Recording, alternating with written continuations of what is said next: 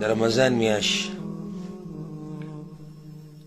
شهر رمضان الذي أنزل فيه القرآن. در رمضان میاش آغا میاش دا چې رب العزت پای کې قرآن کریم نازل کړی دی، د برکتونو میاش، او د هغې په باره کې دا م ویلي دي چې ایام معدودات، یو څو د شمار ورځې دي. قدرمنو هغه د شمار ورځې هم نیمې تېرې شوې، نیم رمضان هغه تیر شو. الله سبحانه وتعالی دې زموږ نه قبول کړي. سوال دا دی چې ما ورته نیم رمضان تیر کو، 15 روجې موږ ونیوې،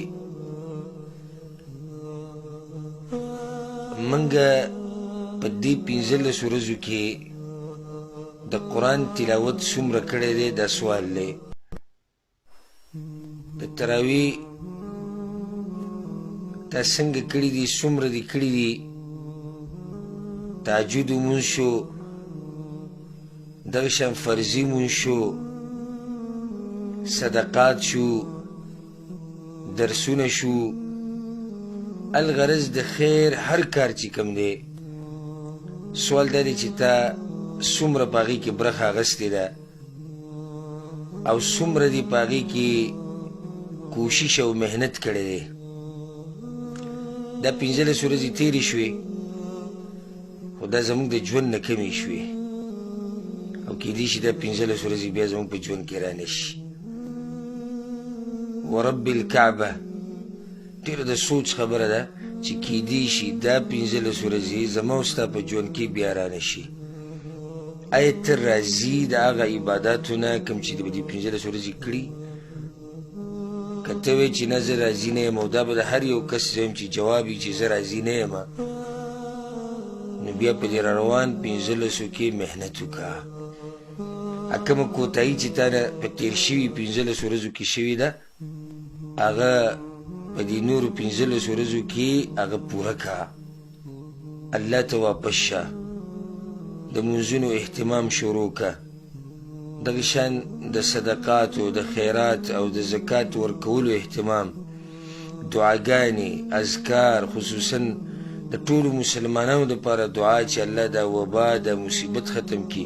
د قرآن تلاوت له زور ډېر ورکړه. آخري 10 ورځې او 10 شپې را روانې دي، هغه چې پیغمبر صلی الله علیه وسلم چې کله به عایشه رضی الله عنها وایي چې کله به دا 10 شپې رالي، نو پیغمبر صلی الله علیه وسلم به د شپې شوګیرولې او خپلې ښځې به یې هم راپاڅولې د عبادت دپاره، او ملا به یې وتړله د عبادتونو ته.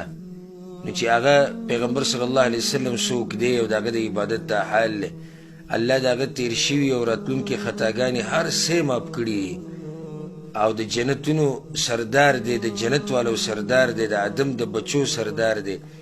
د هغه دا حال دی د عباداتو سره. او زما او ستا چې موږ د ګناهونو ګوډي یو، ګوډي د ګناهونو نه ډک یو، او زموږ په اعمالو کې دومره کوتاهي.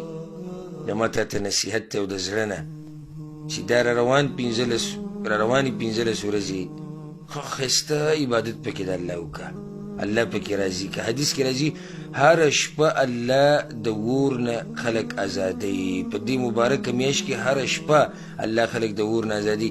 کوشش وکړه په الله باندې ځان آزاد کړه د اور نه. د جنت دروازې کولاوي دي چې په دې کې یو سړی جنت ته داخل نشو او د جنت حقدار نشو، دا ډېر بدبخته دی.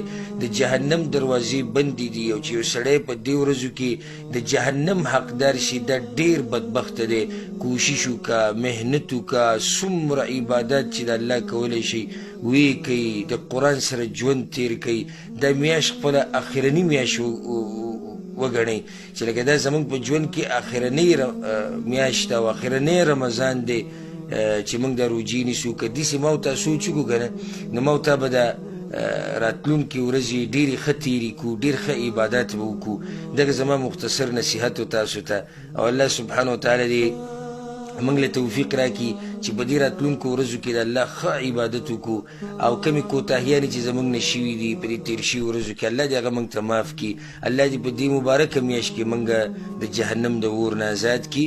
هذا والله اعلم وصلى الله على نبينا محمد وعلى آله وصحبه أجمعين.